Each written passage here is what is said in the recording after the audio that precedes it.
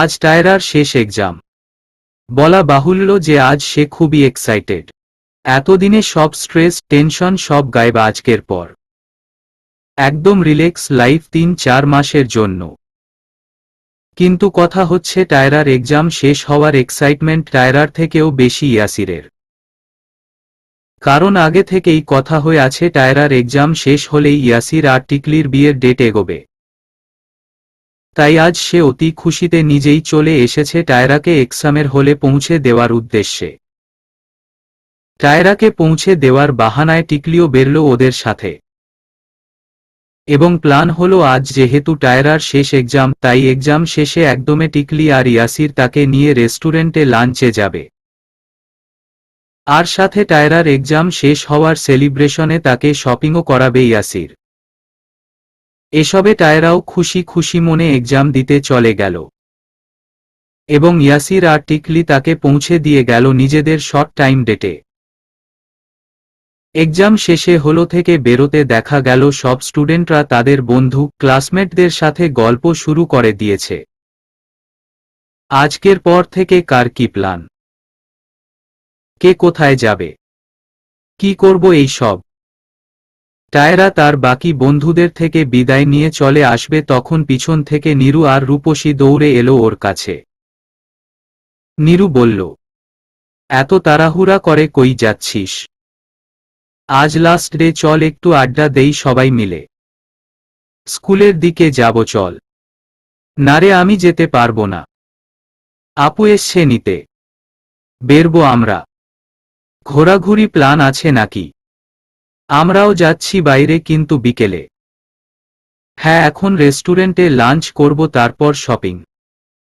ইয়াসির ভাইয়া ট্রিট দিচ্ছে আমায় এক্সাম শেষ হওয়ায়। রূপসী বলল। ইয়াসির, তোর দুলাভাই না? বিয়ের ডেট ফিক্সড হয়েছে। ডেট ফিক্সড হলে তো তোরা কবে ইনভিটেশনও পেয়ে যেতি। এই সপ্তাহে হয়তো হয়ে যাবে আশা করা যায়। ওহো, টিকলি আপুর বিয়েতে জমিয়ে এনজয় করা যাবে। আমি যাই, ওয়েট করছে তারা। আচ্ছা যা, বাই। বাই। হলের গেট ক্রস করতে দেখল ইয়াসির আর টিকলি দাঁড়িয়ে আছে। টায়রাকে দেখতে ইয়াসির হেসে বলল, শালি সাহেবা কেমন দিল এক্সাম? দারুণ। বলতে বলতে টায়রা গিয়ে গাড়ির পেছনের সিটে উঠে বসল। ক্লান্তিতে হাত পা ভেঙে আসছে তার। এতদিন পরে এখন ভীষণ শান্তি লাগছে। ইয়াসির ড্রাইভ করতে করতে জিজ্ঞেস করল, তো আগেকার প্ল্যান কি? কোথায় ভর্তি হবে? বাকি বিষয়ে এগোতে চাও? আগে রেজাল্ট বের হোক, তারপর দেখা যাবে। টিকলি বলল, বাবা চাইছেন ওকে ডাক্তারি পড়াতে। কিন্তু কিন্তু লাজুক রাজি নয়, তাই তো। মম, ভাই বলছে টায়রার এসবের দরকার নেই। গ্র্যাজুয়েশন কমপ্লিট করলেই হবে। তারপর যদি ওর জব করতে ইচ্ছা হয় তো তার অফিসে জয়েন করবে, আর নয়তো সংসার সামলাবে, তাই তো। কথাটা বলেই হাহা করে হাসতে শুরু করল ইয়াসির। ও আসলেই একটা চিজ, যা বলবে একদম ডাইরেক্ট। টিকলি পিছনে তাকিয়ে দেখল টায়রা চোখ বন্ধ করে আছে। হয়তো ঘুমিয়ে পড়ছে। কি ঘুমিয়ে পড়েছে? হয়তো। তো কি প্ল্যান ক্যান্সেল করব? না, দরকার নেই। আমাদের ফার্স্ট মিটিং যেখানে হয়েছিল সেখানে যাওয়া যাক। সে তো বেশ দূরে, ১.৫-২ ঘন্টা লাগবে যেতে। সমস্যা নেই, ও রেস্ট নিক এখন। ওকে। খাবার অর্ডার করছে ইয়াসির। টায়রা রেস্টুরেন্টের চারদিকে চোখ ঘুরিয়ে দেখে নিচ্ছে। এই রেস্টুরেন্টটা খুবই সুন্দর, রুচিশীল এবং মানসম্মত। আর মোস্ট ইম্পর্ট্যান্ট, এখানকার পরিবেশ খুবই শান্ত, নিরিবিলি। টিকলির কথায় ধ্যান ফিরল টায়রার। ভাই আসবে বলেছিল না? কই সে? বলেছিল তো, এতক্ষণে চলে আসার কথা। টায়রা বুঝতে না পেরে জিজ্ঞেস করল, কে আসবে? লাজুক ভাইয়া আসার কথা ছিল। এখনো যে কি করছে সে? ওয়েট, আমি ফোন করে দেখছি। ইয়াসির দ্রুত কল করল লাজুকের নাম্বারে। লাজুকের নাম শুনে কলিজা লাফাতে শুরু করেছে টায়রার। আজ তার এক্সাম শেষ। সেই খুশিতে লাজুকের কথা মাথায় আসেনি। তার এতদিনের করা কাহিনীর ফল তো এখনো তুলে রেখেছে লাজুক তার জন্য। সে কথা ভুলে গেল কি করে? ইয়াসির ফোন রেখে বলল, আসছে, ও কাছেই আছে। এ কথা শুনে টায়রা আরো গুটিয়ে গেল নিজের মধ্যে। মনের মধ্যে ভীষণ কু ডাকছে। নির্ঘাত তার কপালে আজ কোনো দুঃখ আছে। টায়রা খাওয়া দাওয়া বাদ দিয়ে টেনশনে স্কুল ড্রেসের ভিবেল কামড়াচ্ছে। কিছুক্ষণের মাঝেই লাজুক চলে এলো রেস্টুরেন্টে এবং এসে সেই চেয়ার টেনে একদম টায়রার গায়ের সাথে ঘেঁষে বসে পড়ল। স্টিল হয়ে বসে রইল টায়রা। আর চোখে একবার লাজুকের দিকে তাকিয়ে দ্রুত চোখ নামিয়ে নিল, কারণ লাজুক তীক্ষ্ণ দৃষ্টিতে তার দিকেই তাকিয়ে। এরপর ভয় টায়রা আর কিছুই খেতেই পারল না। উল্টে দেখা গেল অতিরিক্ত নার্ভাসনেসে। প্রচণ্ড মাথা ব্যথায়, ক্লান্তিতে চোখ মুখ লাল হয়ে তার অবস্থা আরও খারাপ হয়ে গেছে। শপিংয়ে যাওয়া ক্যান্সেল করে দ্রুত টায়রাকে নিয়ে বাড়ি ফিরে এলো টিকলি। এতে যেন জীবন ফিরে পেল টায়রা। ডানে বামে না দেখে সোজা নিজের রুমে ঢুকে হাত পা ছড়িয়ে শুয়ে পড়ল একদমে। গাড়িতে পড়ে পড়ে ঘুমানোর পরেও দেখা গেল কিছুক্ষণের মধ্যে অটোমেটিক দুনিয়ার সব ঘুম এসে ভিড় জমিয়েছে টায়রার চোখের পাতায়। রাত 2 কি 3টা বাজে। টায়রার ঘুমের ঘোরে মনে হচ্ছে কেউ একটা তাকে চেপে ধরেছে। যতটা শক্ত করে ধরলে মনে হবে দম আটকে আসছে তেমন। প্রবল অস্বস্তিতে ঘুম কেটে গেল তার। হুঁশ ফিরতে চোখ মেলে অপ্রত্যাশিত সামনের মানুষটাকে দেখে চমকে অস্পষ্ট এক আর্তনাদ করে উঠল টায়রা।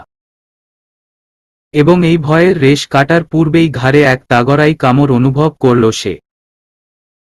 আর সাথে সাথেই ওমাগো বলে চিৎকার করে উঠল।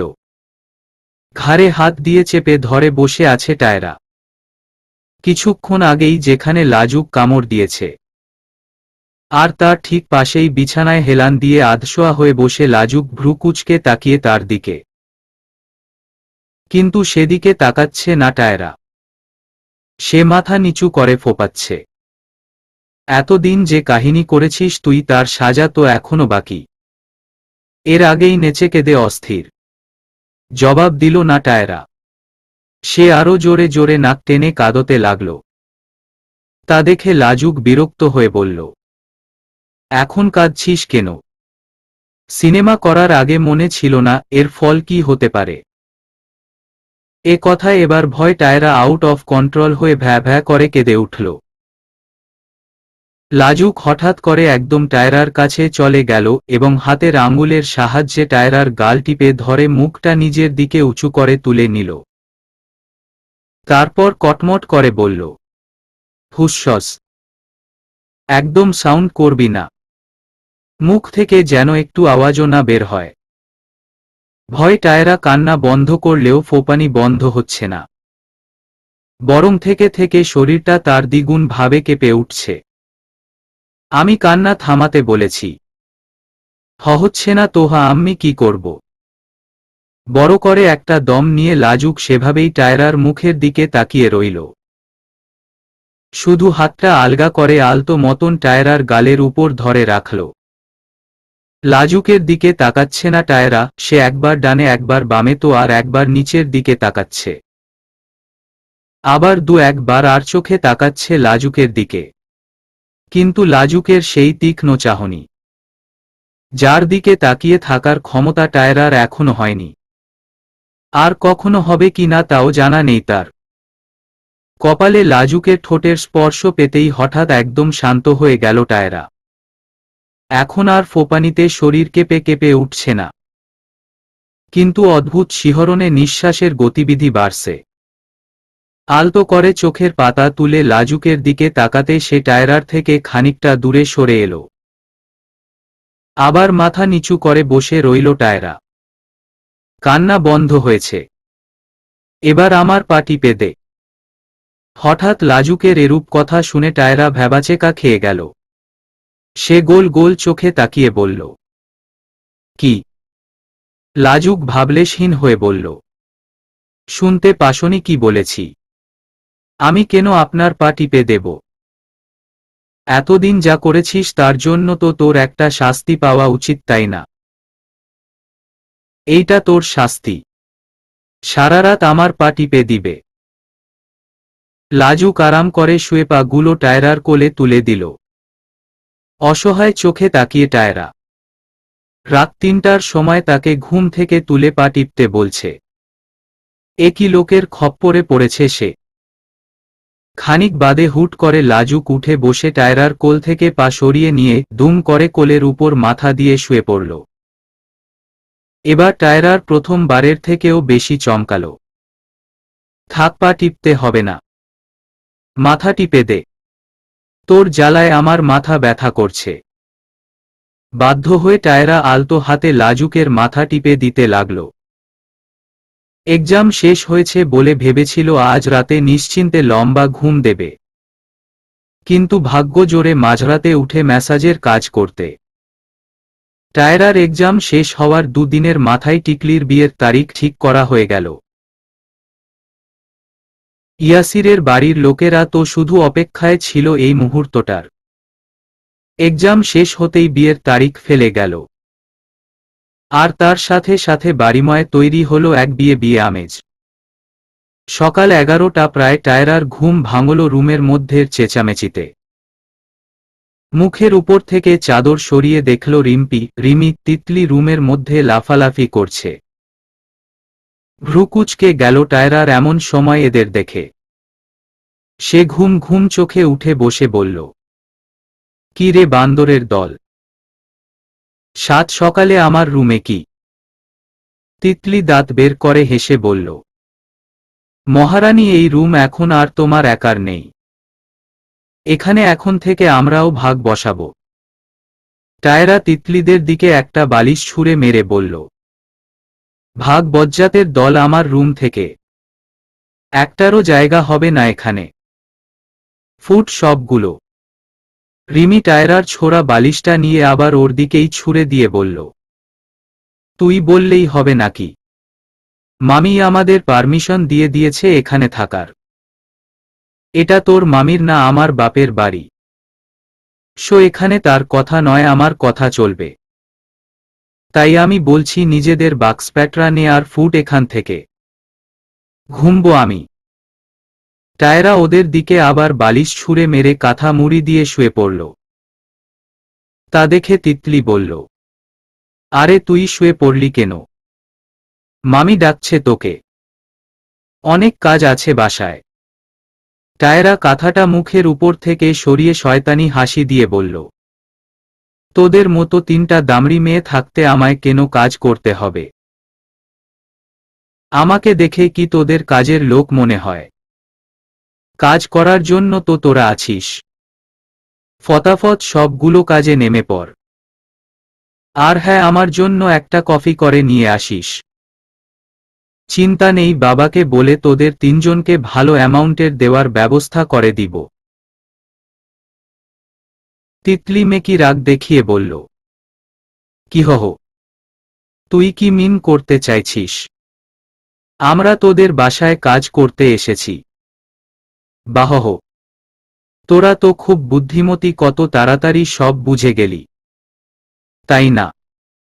আজ হচ্ছে তোর দ্বারা। ওরা তিনজনই গিয়ে চেপে ধরল টায়রাকে। আর তাদের বিড়াল যুদ্ধ। পুরো বাড়িতে বিয়ে বিয়ে একটা আমেজ চলে আসায় সবার মধ্যেও যেন বাদছাড়া ভাব এসে গেছে। তাই তো দুপুর গড়াতেই ইয়াসির হবু বউ আর শালিকাদের নিয়ে ঘুরতে বেরিয়ে গেল।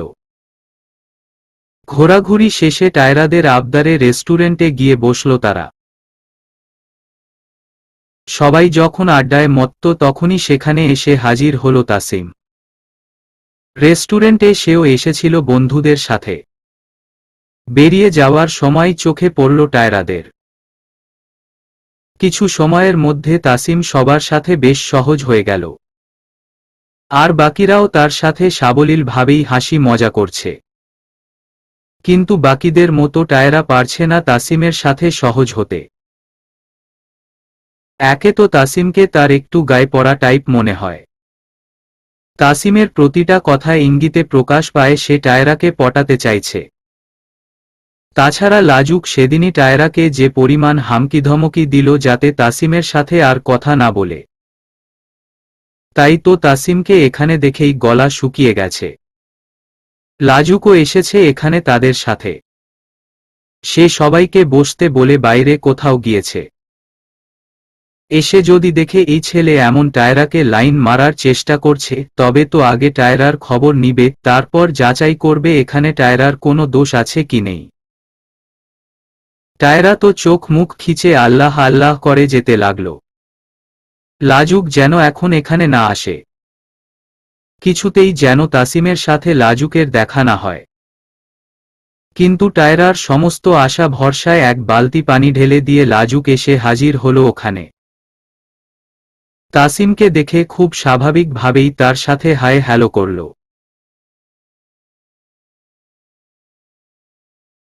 মৃদু চোখে লাজুকের দিকে তাকাতে তার অগ্নি দৃষ্টির প্রকোপে ভস্ম হয়ে যেতে লাগল টায়রা। এসির মধ্যেও তার ঘাম ছুটে গেল। অসহায় বিড়াল ছানার মতো জ্বরসর হয়ে বসে রইল এক কোণে। লাজুক হঠাৎই টায়রার হাত ধরে টেনে দাঁড় করিয়ে বাকিদের উদ্দেশ্যে বলল, আমি ওকে নিয়ে যাচ্ছি। তোদের ঘোরাঘুরি শেষ হলে চলে যাস বাসায়। কথাটা বলে কারোর উত্তরের অপেক্ষা না করেই টায়রাকে নিয়ে বেরিয়ে গেল ওখান থেকে। এই ব্যাপারে বাকিরা স্বাভাবিক থাকলেও ভ্রু কুঁচকাল তাসিম। লাজুক টায়রার ব্যাপারটা তার আর পাঁচটা সাধারণ মামাতো ফুপাতো ভাই বোনদের মতো লাগে না। কিছু তো ব্যাপার আছে এখানে। রেস্টুরেন্ট থেকে বের হওয়ার সময় টায়রা একবার শুধু সাহস করে জিজ্ঞেস করেছিল কোথায় যাচ্ছে তারা। কিন্তু লাজুকের শক্ত চাহনিতে সে তার প্রশ্নটা আর সমাপ্ত করতে পারল না। কাঠের পুতুলের মতো গাড়িতে উঠে বসে রইল। নিজের কপাল নিজেরই ফাটাতে মন চায় টায়রার। কি কপাল নিয়ে জন্মেছিল সে আল্লাহ জানে। বুঝতে শিখার পর থেকে তার জীবন কাঠি লাজুকের কাছে। সে তাকে যেমন খুশি তেমন নাচাচ্ছে। টায়রার জীবনে লাজুকের কথাতেই দিন, আবার তার কথাতেই রাত নামে। হঠাৎ গাড়ি থেমে যেতে অবাক হল টায়রা। সন্ধ্যা নেমেছে অনেকক্ষণ। গাড়ির জানালা থেকে বাইরে তাকিয়ে দেখল গাড়িটা একটা ব্রিজের উপর থেমেছে। চারপাশটা বেশ নির্জন। ঢাকায় সচরাচর এমন নিরিবিলি পরিবেশ দেখা যায় না। কিন্তু কথা হলো লাজুক গাড়িটা এখানে থামালো কেন? হঠাৎ টায়রার মনের মধ্যে ছাদ করে উঠল। তবে কি তাসিমের সাথে কথা বলার অপরাধে লাজুক এখন তাকে এই ব্রিজের উপর থেকে হাত পা বেঁধে নদীতে ফেলে দেবে? টায়রা ভয়ে ভয়ে লাজুকের দিকে তাকাল এবং মিনমিনে স্বরে জিজ্ঞেস করল, আমরা এখানে কে কেন এসেছি?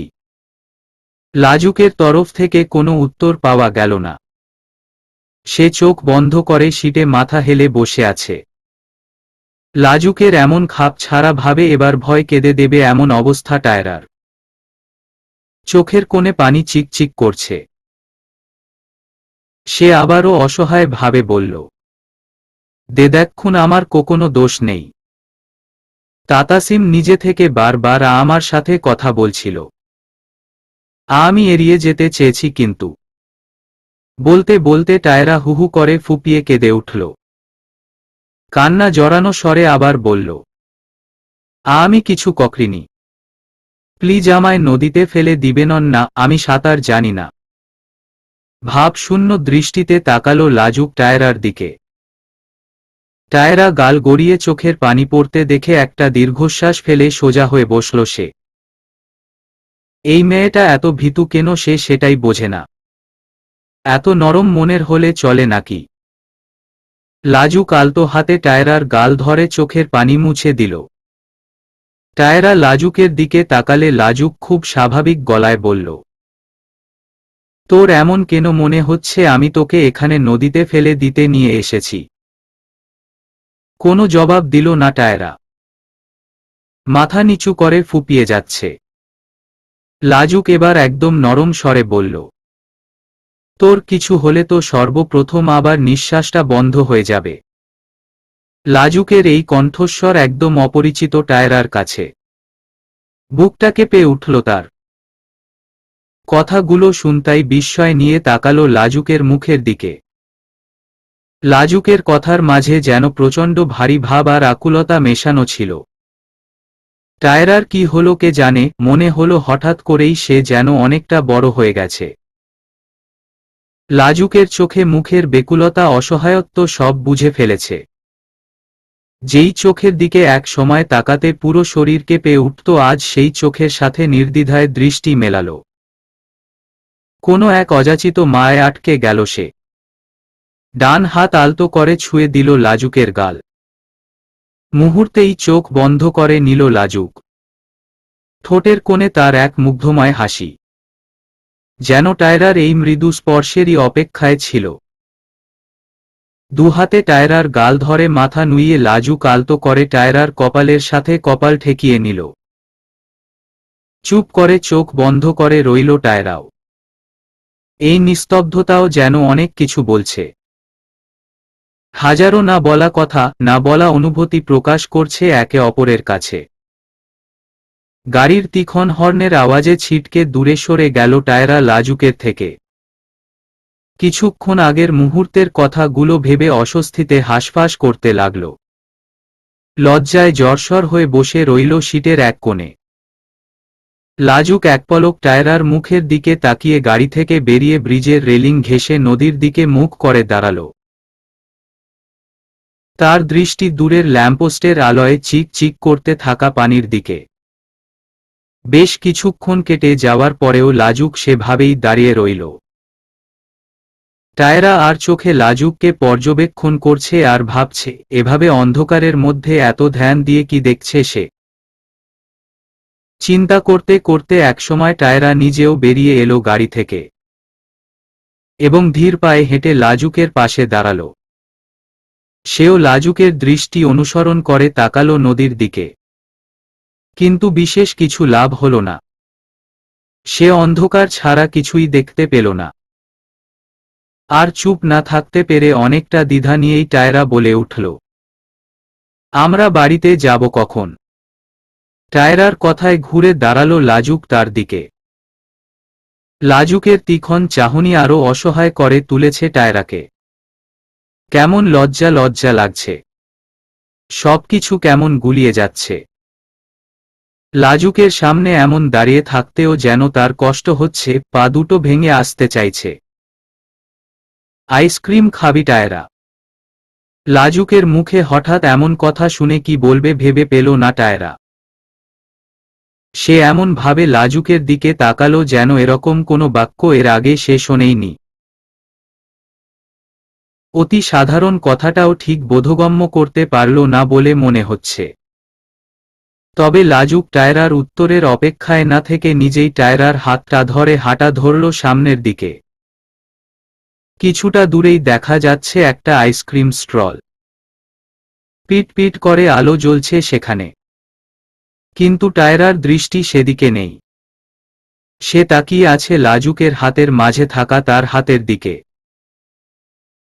কত সংকোচহীন ভাবে তার হাত ধরে হাঁটছে লাজুক। এমন নয় যে আজই প্রথমবার লাজুক তার হাত ধরেছে। এর আগেও অসংখ্য বার লাজুক তার হাত ধরেছে। তবে আজ কেন জানি আলাদা লাগছে। কিছু বিশেষ রকমের আলাদা। আইসক্রিম ওয়ালার থেকে দুটো আইসক্রিম নিয়ে একটা টায়রাকে দিয়ে অন্যটি নিজে নিল লাজুক। টায়রা আর চোখে লাজুকের দিকে তাকিয়ে আইসক্রিমে কামড় বসাল। ওদের আইসক্রিম খাওয়া শেষ হতে আইসক্রিম ওয়ালাও চলে গেল ওখান থেকে। নির্জন প্রায় রাস্তায় এখন মানুষ বলতে গেল তারা দুজন। টায়রা মৃদু আওয়াজে বলল, রাত বাড়ছে। মা বাবা চিন্তা করছে। এখন বাড়ি যাওয়া প্রয়োজন। উত্তরের আশায় তাকালো টায়রা লাজুকের দিকে। কিন্তু লাজুক উত্তর না দিয়ে শুধু তাকিয়ে আছে।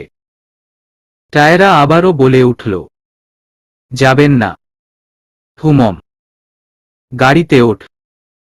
লাজুকের অনুমতি পেয়ে ঝটপট গাড়িতে উঠে বসল টায়রা। লাজুকও এসে গাড়ি স্টার্ট করল। বাড়ির গেটের সামনে গাড়ি থামতে টায়রা এক মুহূর্ত দেরি না করে গাড়ি থেকে বেরিয়ে যেতে নিল। কিন্তু হঠাৎ হাতে টান পড়তে সেদিকে তাকিয়ে দেখল তার হাত লাজুকের হাতের মাঝে। টায়রা প্রশ্ন চোখে লাজুকের দিকে তাকালে লাজুক দু হাতে টায়রার মুখটা ধরে নিজের দিকে টেনে নিল। অবাক হয়ে বড় বড় চোখ করে তাকিয়ে রইল টায়রা। আচ্ছা, আমি যে তোকে কোনো ছেলের সাথে মিশতে দেই না। হুটহাট সবার মাঝখান থেকে যেখানে খুশি নিয়ে যাই। এই যে তোর সব বিষয়ের সিদ্ধান্ত আমি নেই। তোর মনে কখনো প্রশ্ন জাগে না এ নিয়ে? আমি কেন এমন করি জানতে ইচ্ছে করে না। টায়রার চেহারার ভাব ভঙ্গি দেখে বিশেষ কিছু বোঝা গেল না। হয়তো সে লাজুকের হঠাৎ করে এমন প্রশ্নর মানে বুঝতে পারেনি। লাজুক ওর দিকে তাকিয়ে নিঃশব্দে হাসল। তারপর বলল, এসব কিছু জানার আগ্রহ থাকা উচিত। টায়রা এখনো গোল গোল চোখে তাকিয়ে লাজুকের দিকে। আবারও হাসল লাজুক। টায়রার কপালে আলতো করে ঠোঁট ছুঁয়ে দূরে সরে গেল ওর থেকে। ভেতরে যা। টায়রা চুপচাপ মাথা নাড়িয়ে গাড়ি থেকে বেরিয়ে বাড়ির ভেতরে ঢুকে গেল। আজ কেমন নিজেকে পাগল পাগল লাগছে তার। সবকিছু অদ্ভুত, অন্যরকম অদ্ভুত। টিকলির গায়ে হলুদের ঠিক দুদিন আগে বাড়িতে ইয়াসিরের বাবা তাসিমের মা বাবাকে নিয়ে হাজির হল। তাদের দেখে সবাই অবাক হলেও তা কেউ প্রকাশ করল না। বরং সকলে আপ্যায়নে ব্যস্ত হয়ে গেল। ইয়াসিরের বাবার সাথে তাসিমের মা বাবাকে দেখে আহানের মনের মধ্যে কেমন খচখচ করছে। আর তাদের কথাবার্তার ধরন যথেষ্ট চিন্তায় ফেলছে আহানকে। কথাবার্তার এক পর্যায়ে তাসিমের মা বলে উঠলেন, ভাই, আপনার ছোট মেয়েটাকে একটু ডাকবেন। ওর সাথে একটু কথা বলতাম। আহান একটু হাসার চেষ্টা করে বলল, হ্যাঁ হ্যাঁ, এক্ষুনি ডাকছি। শেফালিকে ইশারা করে বলল, টায়রাকে একটু পাঠাও তো। শেফালি মাথা নাড়িয়ে টায়রাকে ডাকতে চলে গেল। কিছুক্ষণের মাঝে টায়রা চলে এলো সেখানে। সবাইকে সালাম দিয়ে আহানের পাশে গিয়ে দাঁড়াতে তাসিমের মা তাকে টেনে নিজের পাশে বসাল। মাশাআল্লাহ ভাই, আপনার মেয়ে তো ভারী মিষ্টি দেখতে। মৃদু হাসল আহান। তাসিমের মা আবার বলল, কোন ক্লাসে পড় মামনি তুমি? এসএসসি পরীক্ষা দিয়েছি কিছুদিন আগে। বাহ বাহ, বড় হয়ে যাচ্ছ। মাথা নাড়িয়ে একটু হাসল টায়রা। সে বুঝতে পারছে না কিছুই। তার ছোট মাথায় ঢুকলই না এসব প্যাচঘট। আহান আর সহ্য করতে না পেরে বলল, টায়রা, তুমি ভেতরে যাও। টায়রা চুপচাপ উঠে চলে গেল ওখান থেকে। তাসিমের মা গলা খাকারি দিয়ে সবার মনোযোগ আকর্ষণ করে নিল। সেই নিয়ে বিনিয়ে বলতে শুরু করল, আমার ছেলে তাসিমকে তো দেখেছেন আপনি। ইঞ্জিনিয়ারিং পড়ছে। মাথা নাড়াল আহান। সে দম ধরে বসে রইল। এরপর তাসিমের মা কি বলবে সেটা আন্দাজ করে। ছেলে আমার খুবই শান্তশিষ্ট, একটু লাজুকও বটে। আসলে আপনার ছোট মেয়েটাকে দেখে তার ভীষণ ভালো লেগেছে।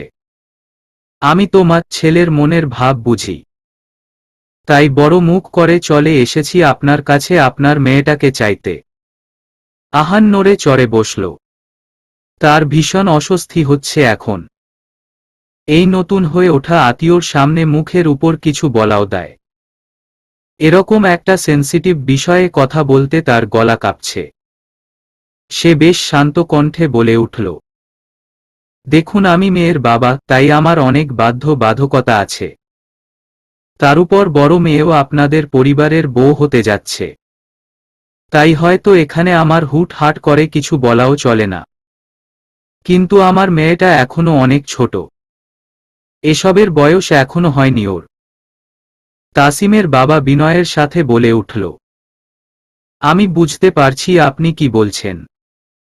আমার ছেলেরও তো তেমন বয়স না, আর এক্ষুনি তো আর বিয়ে দিতে হবে না, এখন শুধু রেজিস্ট্রি হয়ে থাকবে না হয়। আমাদের ছেলেও কিছুদিনের মধ্যে উচ্চ ডিগ্রির জন্য দেশের বাইরে যাবে, তারপর দেশে ফিরে নিজে সেটেল হতে হতে টায়রারও বিয়ের বয়স হয়ে যাবে।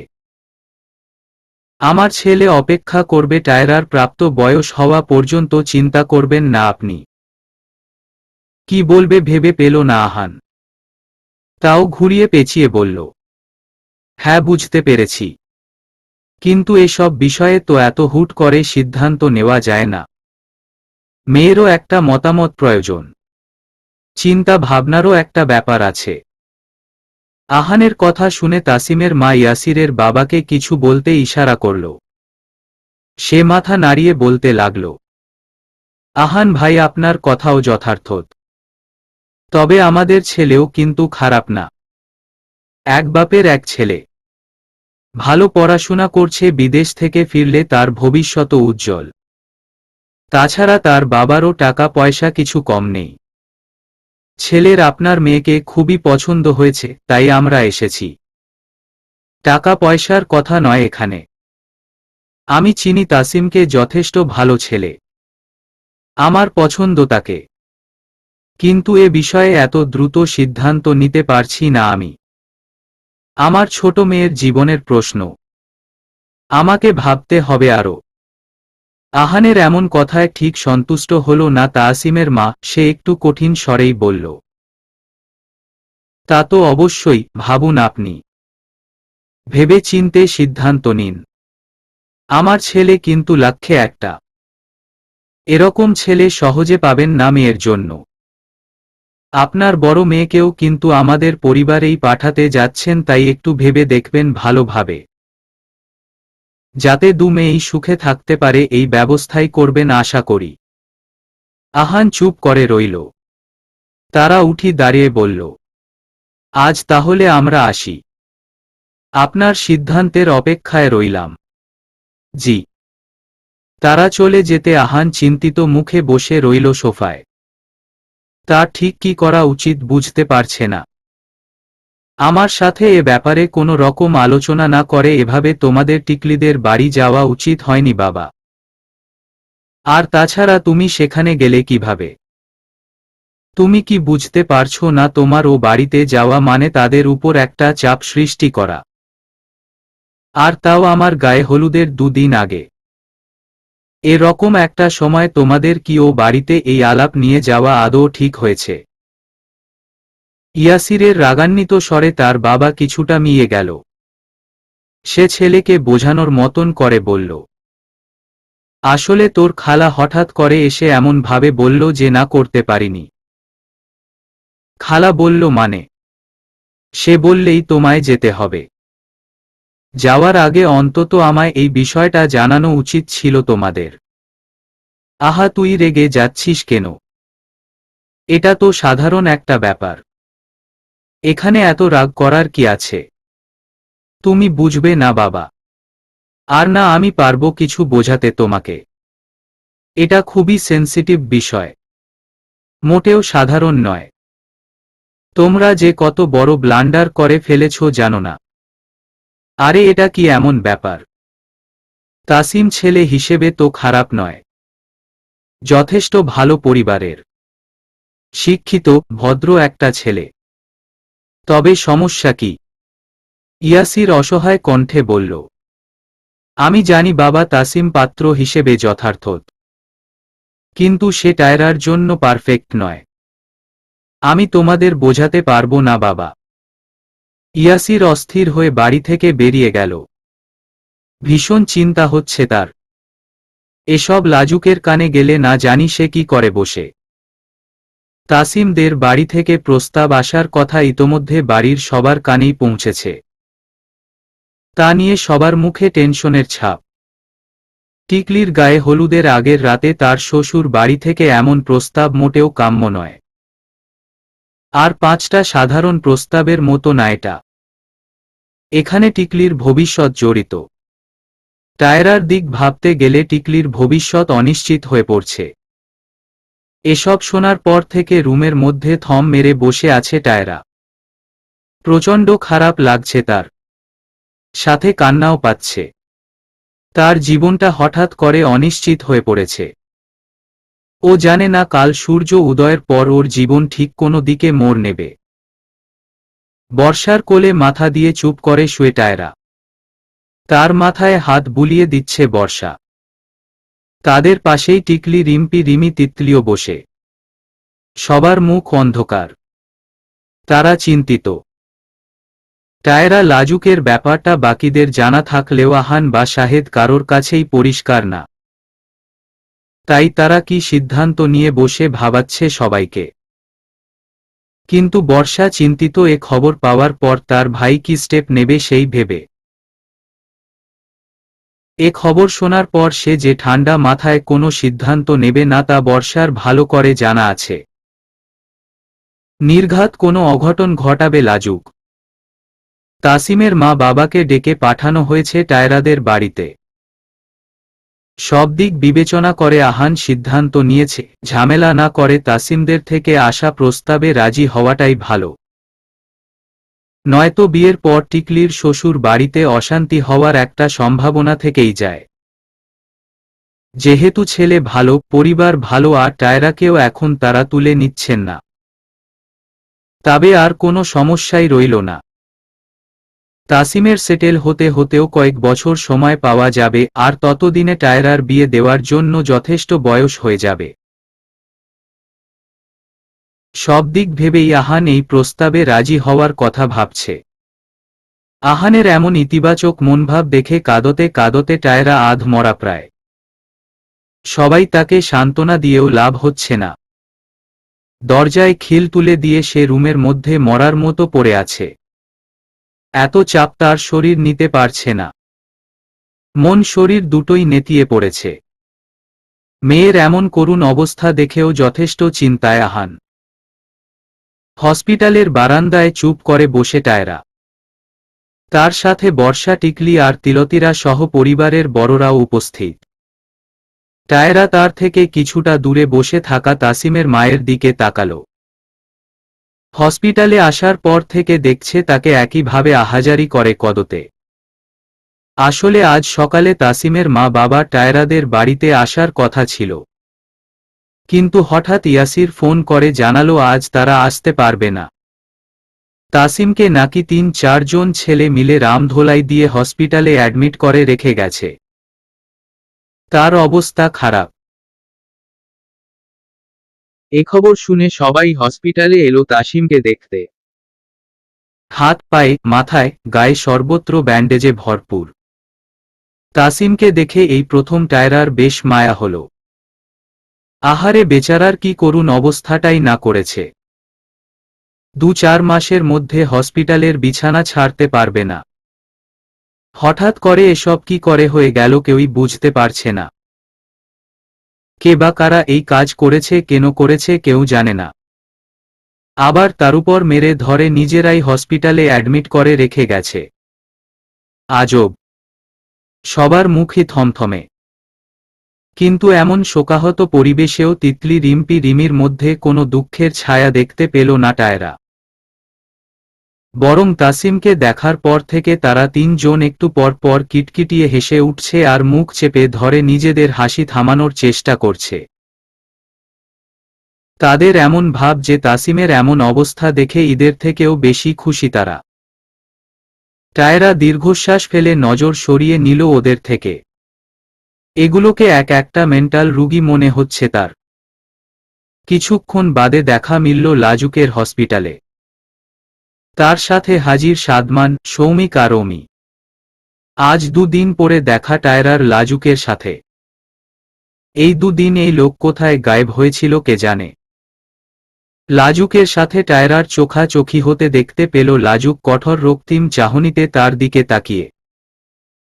লাজুকের ভাবে মনে হচ্ছে পারলে টায়রাকে সে এখন চিবিয়ে খায়। ভয় টায়রা মাথা নিচু করে নিল। হঠাৎ সে টায়রার সামনে এসে দাঁড়িয়ে বলল, এখানে কোনো কাজ নেই তোর? চল আমার সাথে। কারোর মন্তব্য শোনার আগেই লাজুক টায়রাকে সবার সামনে থেকে নিয়ে চলে গেল। অসহায় টায়রা কোনো প্রতিবাদই করতে পারল না। ঠাসস করে গালের উপর একটা দশাই চর পড়তেই ফুপিয়ে কেঁদে উঠল টায়রা। লাজুকের বন্ধুরা আর সামনে বসা হুজুর মতন লোকটাও অবাক চোখে তাকিয়ে। টায়রা ব্যথায় না যতটা কাঁদছে তার থেকে বেশি কাঁদছে লজ্জায়। হঠাৎ লাজুকের ধমকে ভয়ে চুপসে গেল টায়রা। লাজুক 3 আঙ্গুল দিয়ে শক্ত করে টায়রার গাল চেপে মুখটা উঁচু করে ধরল। নাচতে নাচতে ওই তাসিমকে বিয়ে করতে যাচ্ছিলি তাই না? এত পছন্দ হয়ে গেল? কি হলো উত্তর দিচ্ছিস না কেন? জবাব দিল না টায়রা। জবাব দেওয়ার মতো অবস্থায়ও নেই, এমনিতেই 2 দিন থেকে কাঁদতে কাঁদতে অবস্থা নাজেহাল। এখন আবার লাজুকের অত্যাচারে কাহিল সে। লাজুক দাঁত চেপে বলল, খুব শখ না তোর বিয়ে করার? এই শখটা আজ তোর আমি পূর্ণ করে দিচ্ছে তবে। টায়রাকে ছেড়ে দিয়ে বলল, চুপচাপ সাইন কর ওখানে। টায়রা এবার কাঁদতে কাঁদতে বলল, না এমনটা করবেন না, আমি বাড়ি যাব। প্লিজ। Tiara do it. দেখুন। লাজুকের তীব্র ধমকে আর কিছু বলতে পারল না টায়রা। নাকের জলে চোখের জলে একাকার অবস্থায় সাইন করল পেপারে। লাজুকদের ড্রয়িং রুমে মাথা নিচু করে বসে আছে টায়রা। পরিবারের সবাই সেখানে উপস্থিত, তবে কারো মুখে কোনো কথা নেই। এমন থমথমে নিস্তব্ধ পরিবেশে শুধু টায়রার ফোপানোর আওয়াজটাই শোনা যাচ্ছে। বর্ষা তাকে জড়িয়ে ধরে বসে। ভয় গুটিয়ে আছে টায়রা, না জানি কখন কে বকা শুরু করে। ওদিকে টায়রার এই অবস্থার জন্য যে দায়ী সে নিশ্চিন্তে নিজের রুমে পড়ে পড়ে ঘুমোচ্ছে। টায়রাকে নিয়ে লাজুকে বাড়িতে ঢুকে প্রথমেই সাজিদার হাতে তাদের রেজিস্ট্রি পেপারটা ধরিয়ে দিল। সাজিদা হতবাক হয়ে রইল রেজিস্ট্রি পেপারটা দেখে। লাজুক শান্ত স্বরে বলল, ছেলের জন্য বউ আনতে চাইছিলে না? এই নেও বউ নিয়ে এলাম। এ কথার জবাবে সাজিদাকে কিছু বলতে না দিয়ে সে গটগটিয়ে উপরে চলে গেল। তারপর এত সময় পার হওয়ার পরেও তার কোনো দেখা সাক্ষাৎ নেই। অথচ টায়রা ফেসে আছে সবার মাঝে। দীর্ঘ সময়ের নীরবতার পর শাহেদ গলা খাকারি দিয়ে বলে উঠল, বিয়েটা যেহেতু হয়ে গেছে সেহেতু এটা অস্বীকার করার কোনো উপায় নেই। তাই আমার মনে হয় ওদের সিদ্ধান্ত মেনে নেওয়া উচিত। শাহেদের রায় শুনে এবার আহানও নড়েচড়ে উঠল। সে টায়রার দিকে এক পলক তাকিয়ে বলল, হুমম, আমারও তাই মনে হয়। আমি ভাবছি বিষয়টাকে ঘোলাটে না করে টিকলির সাথে সাথে টায়রারও গায়েহলুদটা করে ফেলি। তারপর না হয় একই আয়োজনে দুটো বিয়ে হবে। বর্ষা খুশি হয়ে বলল, এটাই ঠিক হবে। আমরাও না হয় কাল হলুদের আগেই সব আয়োজন কমপ্লিট করে ফেলব। সম্মতি জানালো সবাই। চোখ মুখ কুঁচকে বসে টায়রা। সবার কথার ধরনে বোঝা যাচ্ছে যে তাদের ধারণা এই বিয়েটা টায়রা নিজের সম্মতিতে করেছে। কিন্তু তারা তো আর সত্যিটা জানে না যে লাজুক তাকে কিভাবে বাধ্য করেছে বিয়েটা করতে। তাহলে এতক্ষণে সবাই হার্ট ফেল করত। রিম্পি বেশ দুঃখী দুঃখী মুখ করে বলল, কোথায় ভাবলাম টিকলি আপুর বিয়েটা দারুণ ভাবে এনজয় করব। অথচ বিয়েতে কোনো মজাই করতে পারলাম না এই অসভ্যা তাসিমের জন্য। তাও যা ভাবলাম থাক কোনো ব্যাপার না। ভাইয়ের বিয়েতে এইখানে যা লস হবে তা উসুল করে নিব। সে গুড়ে বালি আমার সব আশা ভরসায় এক সাগর পানি ঢেলে তুই আর ভাই কাউকে কিছু না জানিয়ে নাচতে নাচতে বিয়ে করে এলি। এটা কি ঠিক করেছিস বল? আমাদের সব আনন্দ মাটি করে এটা কি করে করলি তুই? ভাইকে বিয়ে করতে চাস ভালো কথা, কিছুদিন পরেও তো করতে পারতি। এত তাড়াহুড়ার কি ছিল? রিম্পির কথায় টায়রা ঠাস করে ওর মাথার উপর একটা চড় লাগালো। তারপর রাগে কটমট করে বলল, আমি তোর ভাইকে নাচতে নাচতে বিয়ে করতে গেছি নাকি সে আমার তুলে নিয়ে গিয়ে জোর করে ভয় দেখিয়ে বিয়ে করে নিয়েছে? নিজেদের আনন্দ মাটি হয়েছে বলে চেঁচাচ্ছিস, আর দিকে যে আমার পুরা জীবন বরবাদ হয়ে গেল সেদিকে কোনো খেয়াল নেই। হারামির দল! পাশার উপর লাথি দিয়ে সবগুলোকে উগান্ডা পাঠিয়ে দেব। বেয়াদব! সবগুলো হারামি বাইর হ আমার চোখের সামনে থেকে, নয়তো তোদের ওই বজ্জাত ভাইয়ের উপর সব রাগ আমি তোদের উপর ঝাড়ব। টায়রার রাগী ফেইস দেখে এখানে আর থাকার সাহস কারোর হল না, তাই দ্রুত কেটে পড়ল সব। কাল সন্ধ্যায় টিকলির সাথে সাথে টায়রারও গায়ে হলুদ হবে সেই কথা ঠিক করে আহান টায়রাকে নিয়ে যেতে চাইল, কিন্তু যাওয়ার পূর্বে বর্ষা বলল, টায়রাকে একবার ভাইয়ের সাথে কথা বলে নিতে দেও। এসেছে পর থেকে ওদের মধ্যে কোনো কথা হয়নি, ওদের হয়তো কিছু বলার থাকতে পারে। টায়রা প্রায় সাথে সাথে বলল, না না, আমার কিছু বলার নেই। তোর না থাকুক, কিন্তু ভাইয়ের তো থাকতে পারে। এরপর আর কিছু বলতে পারল না টায়রা, বাধ্য হয়ে বর্ষার সাথে যেতে হল। লাজুকের রুমে ঢুকতেই বুক ফেটে কান্না বের হতে চাইল। এই শীতের মাঝেও হাড় কাঁপানো ঠান্ডা বানিয়ে রেখেছে রুমের ভেতরটা, তার উপর ঘুটঘুটে অন্ধকার। এমন অদ্ভুত রুমে এর থেকেও অদ্ভুত মানুষটার সাথে কালকের পর থেকে থাকতে হবে তাকে। ভাবতেই টায়রার মাথার মধ্যে ভনভন করছে। বর্ষা এগিয়ে গিয়ে বিছানার পাশে টেবিল ল্যাম্পটা জ্বালিয়ে দিল। অন্ধকার কিছুটা কেটে যেতে চোখ পড়ল টায়রার বিছানায় ঘুমিয়ে থাকা লাজুকের দিকে। কম্বল পেঁচিয়ে উবুত হয়ে আছে। বর্ষা তাকে একবার ডাকতেই চোখ মেলে তাকাল। বর্ষা মুচকি হেসে বলল, সব ঠিক আছে, সবাই মেনেও নিয়েছে। কাল টিকলির সাথে গায়ে হলুদ হবে, পরশুদিন বিয়ে। মামা টায়রাকে সাথে করে নিয়ে যাবে এখন, তাই নিয়ে এলাম যদি তোদের কোনো কথা থেকে থাকে। বর্ষার কথায় ভ্রু কুঁচকে তার পিছনে দাঁড়িয়ে থাকা টায়রার দিকে তাকালো লাজুক। তোরা কথা বল, আমি আসছি। বর্ষা রুম থেকে বেরিয়ে গেলে টায়রা অসহায় চোখে তাকিয়ে রইল বর্ষার যাওয়ার দিকে। তৎক্ষণাৎ লাজুকের আওয়াজ পেতে ফিরে তাকালো সেদিকে। ওদিকে কি দেখছিস? তোর স্বামী এদিকে। টায়রা লাজুকের দিকে তাকাতেই পরমুহূর্তে চোখ নামিয়ে নিল। উদম গায়ে লাজুক বিছানা থেকে উঠেছে। এই লোকের কি লজ্জা শ্রম নেই, যখন তখন উদম গায়ে ঘুরে বেড়ায়। টায়রা মিনমিনে স্বরে বলল, আমি যাই, সবাই অপেক্ষা করছে।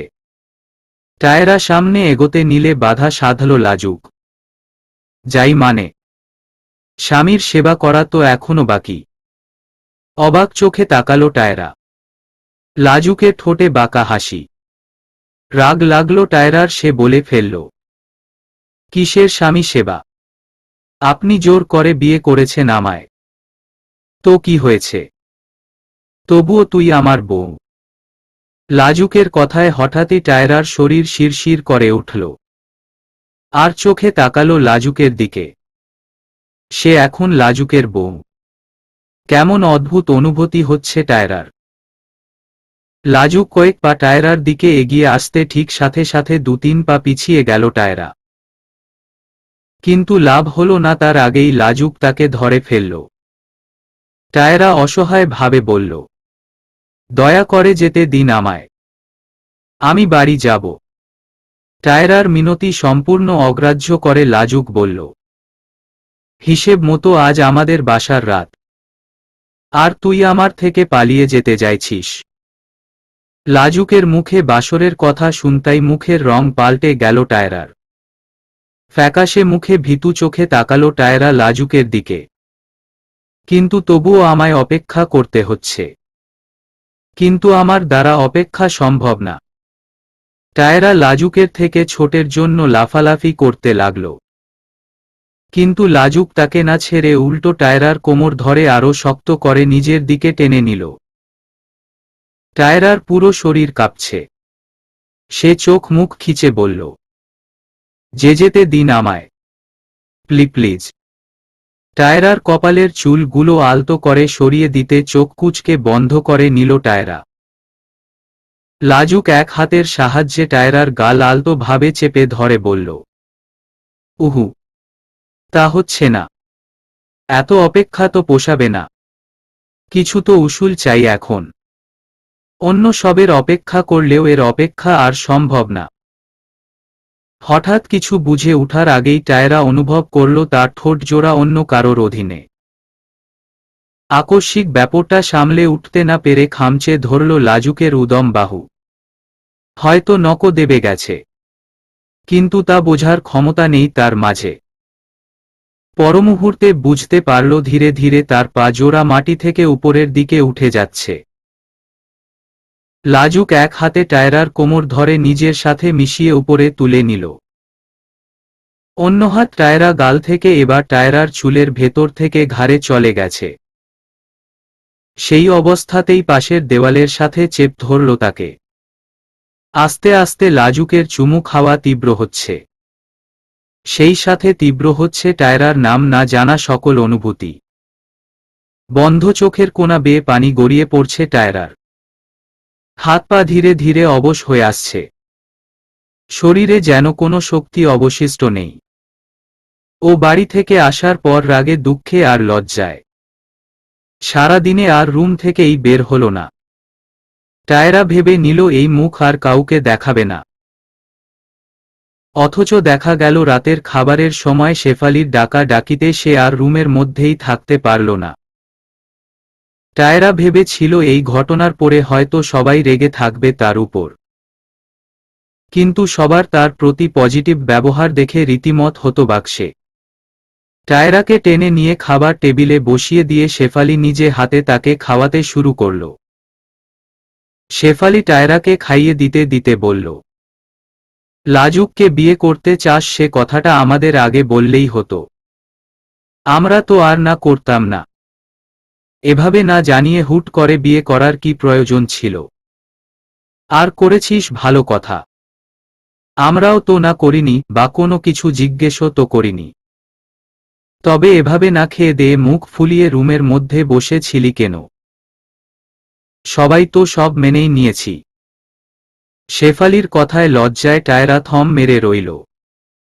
ঈশ্বর, ছি ছি, সবাই কি সব ভাবছে তার সম্পর্কে? এই সব কিছু হয়েছে লাজুকের জন্য। টায়রা রাগে কষ্টে লাজুকের 14 গুষ্টি উদ্ধার করতে লাগল। বজ্জাত, বেশরম, যমরাজের বাচ্চার জন্য আজ আমার এই নাজেহাল অবস্থা। এখন সবাই ভাবছে আমি তাকে বিয়ে করার জন্য পাগল হয়ে গেছিলাম। আমার ছোট্ট কাল থেকে জ্বালিয়ে আসছে। এখনো শান্তি হয়নি তার, তাই বিয়ে করে নিয়েছে যাতে বাকি জীবনটা তেজপাতা করতে পারে। অসহ্য, অসহ্য, সব অসহ্য। টু বে কন্টিনিউয়াস।